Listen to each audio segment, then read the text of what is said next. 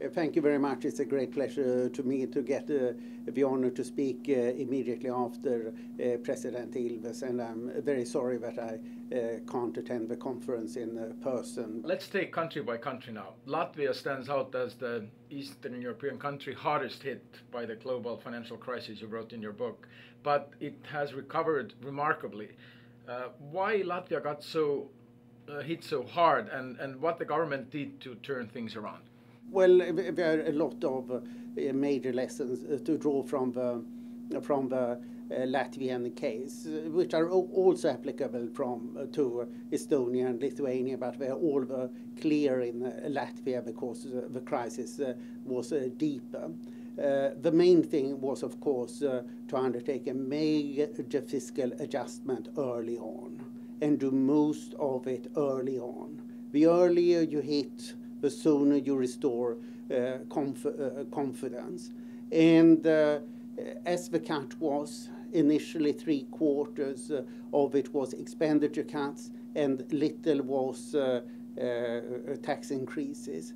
And at the same time, we have seen a change in the tax system so that taxes have moved from labor and profits to consumption. So the taxes that have gone up have been value-added tax. It has been various excise taxes on fuel, alcohol, tobacco, and it has also been some real estate and capital gains taxes. And this means that there has also been a sense of equity in the changes in the tax system. And the public sector has been fundamentally changed. And there are many things you can do with the public sector. First, deregulate what needs to be deregulated. All 3 Baltic countries are now high up on the World Bank ease of doing business index, but Latvia has improved the most in that regard. Then you can deregulate labor markets a bit more. All 3 have done that. And after that, you come to the hard reforms.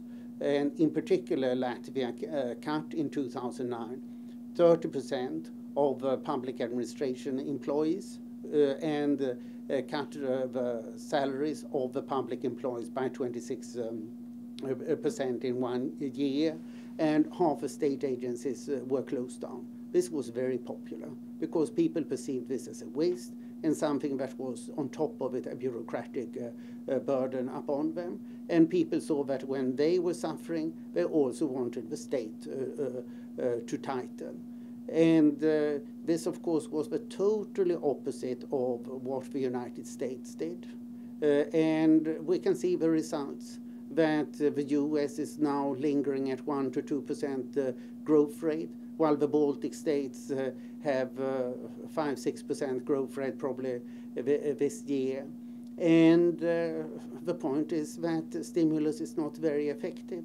What you do need, it is to establish confidence, and you need to undertake sufficient adjustments. And after the adjustments that the Baltic countries did, all 3 had a current account surplus after a substantial deficit in 2009, and inflation has gone down to very reasonable levels, and they have sharply improved unit labor costs, partly through rationalizations, partly through wage cuts.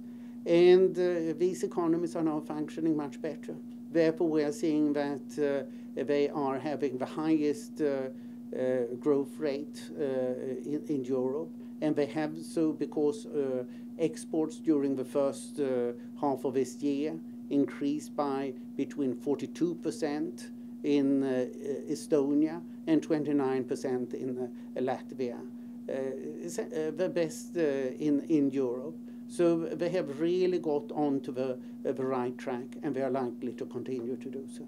The conference is called the Baltic Challenge. What is the Baltic Challenge right now? Well, you can say ironically that the economic challenge is twofold. The immediate challenge is the instability of the Eurozone.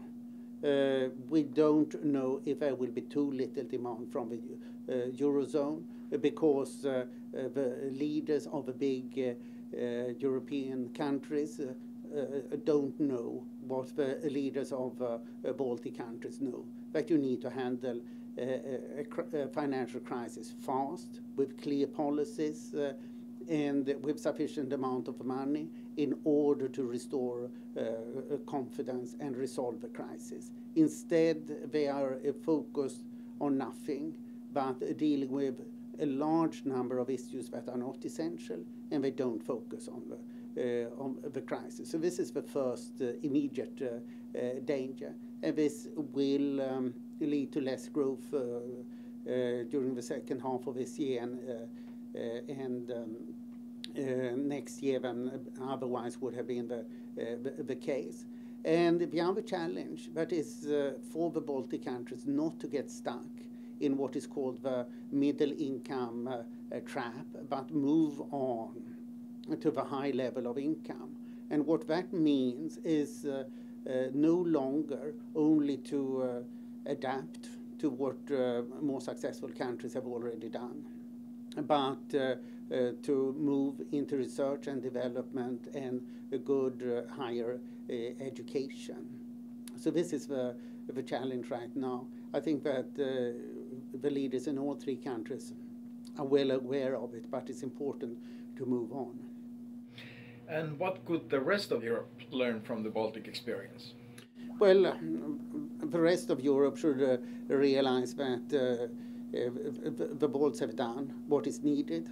They should realize these elementary principles. If you have a problem, solve it fast, do it clearly, transparently, with sufficient means, and stop these German-French intrigues. They should also realize that the small countries seem to be able to manage their economies better, not only the Balts, but generally Northern Europe and Eastern Europe, and that they should listen more to the small and give them more voice. Institutionally, it means that the European Commission should get a big role, and the European Council, dominated by France and Germany, should get a slightly lesser role.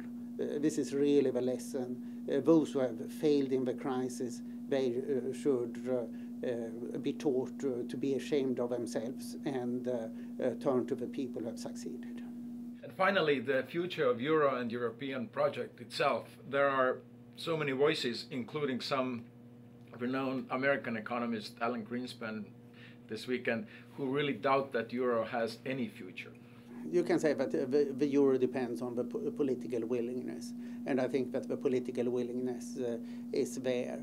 The big thing that we have avoided during this crisis that Europe faced in 91-92, that was wild devaluations, and that is quite dangerous.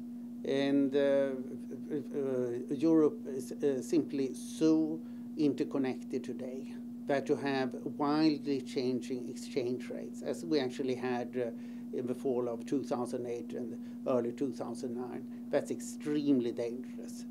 People did not fully understand how dangerous it was because it was for essentially only half a year. Then the falling currencies like the Polish zloty and the Swedish krona, they recovered. But if these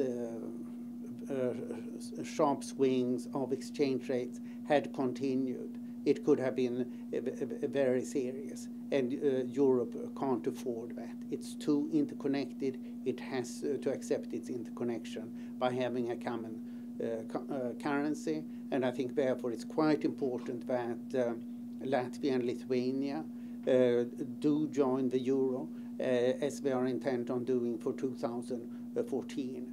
And why is it so important? I argue very strongly that the main cause of a decline in output was that they were cut off from international liquidity.